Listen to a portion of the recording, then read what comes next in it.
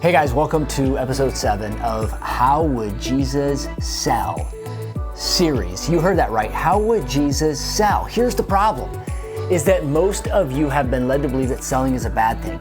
But Proverbs 11:26 said, a blessing is on him who sells the grain, a curse is on him who holds it back or hoards it. It turns out that according to the Bible, selling is not only a good thing, there's an actual way to do it that is more effective than others. And I point to this as a neuroscience guy, that the brain says it all. God created the brain. He came down as a man. His name was Jesus. He spoke and communicated to other humans, a lot like you and I do, to try to get them to do something, to think something, to believe something.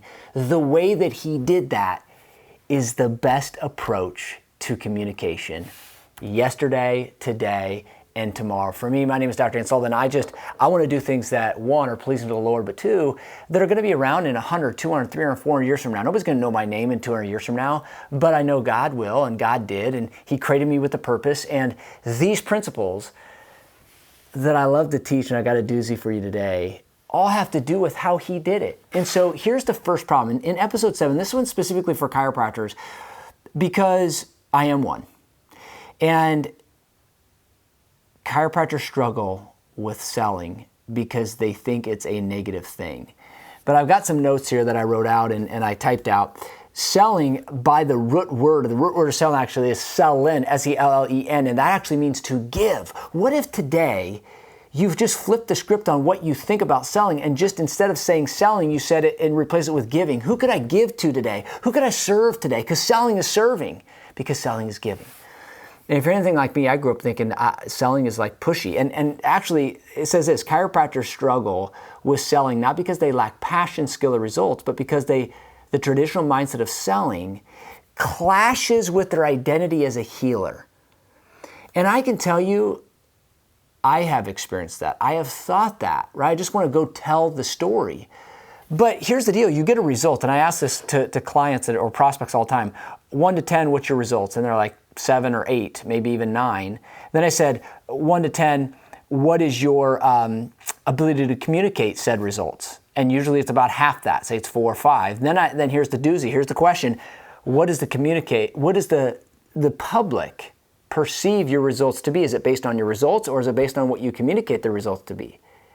And be honest, it's not even close. It's how you can communicate it. So this is maybe the unfortunate truth, but it's fortunate for you if you understand how to actually communicate. You can get a step up.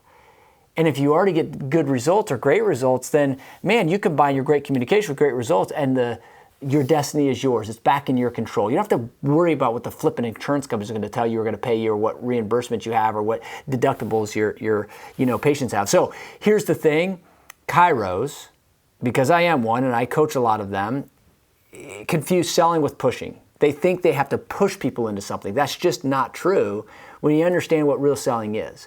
They were never trained, right? And again, I've got my notes. Because if you look at it, one, you think it's about pushy. You were never trained to communicate. You were trained to work on bodies. You were not trained how to go get bodies and help and make them, through language and communication, make them want to pay you and want to tell others. Chiropractors typically lead with features, not feelings. But the problem is, all the decisions are made in the limbic area. Most chiropractors speak to the cortex. The cortex is the logical, reasonable, rational center. That's not what makes the decision. So when I teach my clients how to actually speak directly to the limbic center, particularly the amygdala, it starts to shift people's trust. And this is why, and I'm going to get to what to do. Here's how to do it. Because remember, people buy because they feel understood, not because they understand. And I know I speak fast, so I'm going to calm myself down a minute here. This is so many fascinating things here. But what do you need to do as a chiropractor? You've got to learn how to speak directly to the decision-making part of the brain. Most chiropractors make it about them, not the patient. They talk everything about chiro and not about what the patient needs. I've been there, guilty. And they fear rejection more than they value transformation. So this idea that, and here's the deal, Jesus taught us that the truth delivered with love and conviction changes hearts. Not everyone will say yes, but those who do can experience a life change. You give a life change. Do they feel that from you? Because the area of your brain that believes what you have to offer is where they perceive it, or what they perceive. If you doubt, they doubt. If you believe, they believe. And then the last one here is that chiropractors don't really recognize the cost of saying no. And this really transformed me when I was able to actually ask for people for money, hard-earned money that they earned, and for me to ask them for money and to discuss finances when I recognized what's the cost of saying no. Here's the cost of saying yes, it costs this amount of money.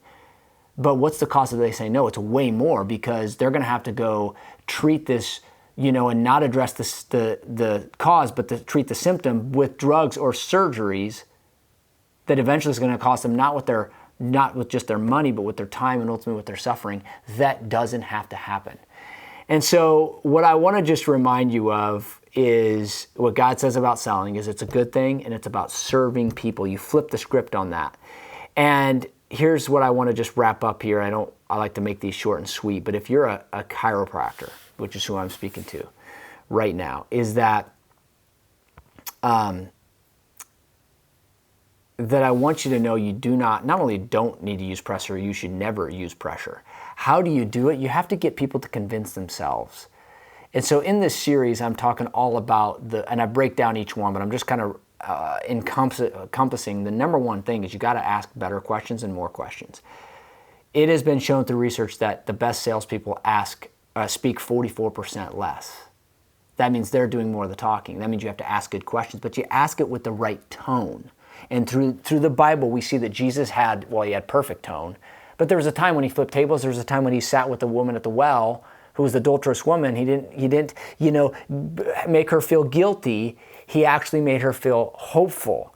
And that's the piece is that when you ask the right question at the right time and then bake in the right stories, metaphors, analogies that turn complex things very simple, and then you make them feel heard. You use tone and your presence to build trust, and you speak with conviction and clarity.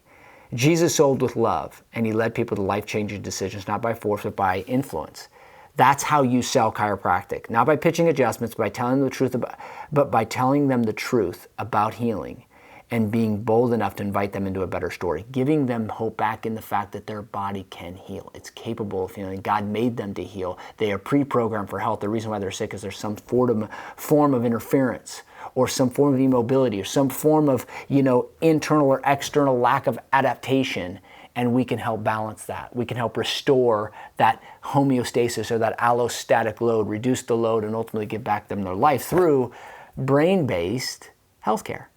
And so the last thing I want to say on this, and I could go off, but if you have not been part of this series, you can go back and watch the previous 6 episodes, and there'll be more as come here. But I just, speaking to chiropractors, I want to tell you, if there was never a day and age when you're needed, think about it. 24.3% of adults are suffering with a chronic pain condition or some sort of chronic pain. Who is at the front lines of being able to do that without drugs and surgery? That's you. And so don't fool yourself into people aren't out there that need what you have, and they're not out there that will pay. They will pay. Outside of insurance, they will pay. I will show you. I will show you how to do it if you need help. We do this all day, every day. I do this for myself, for my clients. But I want to point out this one thing. It's so crazy. So I'm sitting here. I'm currently filming this on a Thursday. My wife wrote me this morning.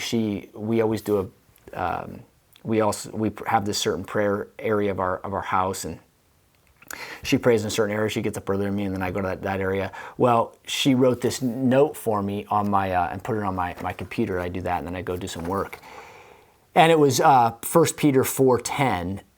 And each of you should use whatever gift you have received to serve others as faithful stewards of God's grace in various forms. If anyone speaks, they should do so as one who speaks words of God. If anyone serves, they should do so with all the strength that God provides, so that in all things God may be praised through Jesus Christ. To him be the glory and the power forever and ever. And it's so crazy that while I was looking up and doing a study on this, it said selling is serving. And underneath that, 1 Peter 4:10, each of you should use whatever gift you have received to serve others.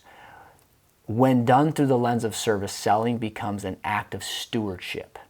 You're offering people something that can improve their lives or save them from harm. That's not manipulation. That's ministry. That's ministry. Have you ever thought that your selling, your ability to communicate what you do, articulate the value, and ultimately speak to the decision-making part of their brain is a form of ministry. And for us, we get to help them with their vessel, this physical vessel that they're going to live out the purpose that God has for them, right? In alignment. Think about that. In alignment with God's word, in alignment with God's plan, and in alignment through the power of chiropractic and adjustments and restoring posture and mobility. You have a gift. Jesus could have healed any way he needed to. And oftentimes he did heal with his words when he said, Lazarus, get up from the dead. But oftentimes we see Jesus, what he healed with his hands. You as a chiropractor, if you're a natural healer, anybody that lays hands on people, you are the hands, literally the hands and feet and the mouthpiece of Jesus. And if you're a Christian, I'm going to tell you, you're not where you want to be. It's not about always getting better at your skill. It's about getting better at your communication. And I'm just saying that because I see this often and I want to help you. If you're a Christian and you're not where you want to be in terms of your business and your practice as a chiropractor, reach out. Reach out. I'm here to serve and to do the thing that I feel called to do, which I've been on stages all over the world preaching, teaching about chiropractic and natural health in practice many years and being able to help people and lay my hands on people. And I know I do a darn good job of that, but I also know I've over time been able to learn how to articulate myself, how to communicate value, use stories, use metaphors, use questions, use tone, and most importantly, have a conviction using my own mirror neurons. This is what we teach in our program. It's called Ignite. And so if you need help with this, we want to help you to attract the right people, marketing, and to convert so you can build a practice to get people to pay you cash and happily do so. People need you. So there it is. That one got longer than I thought, but that's episode 7. I just want to tell you and just remind you, selling, serving. If you flip the script on that just in your mind, who could you go serve today? Who could you go sell today? And so it is your ministry. You have a gift, and let me be the one to remind you of that. If you need help, there should be a link below where you can book a strategy call with me and my team and find out where you're at, where you're headed. And if we can help you implement this brain trigger method into your business, this is how Jesus sells, and there's more to come from me. So that was episode 7. God bless you. I am praying for you right now to take more territory because it's out there, and you can take it. So we'll see you in the next one.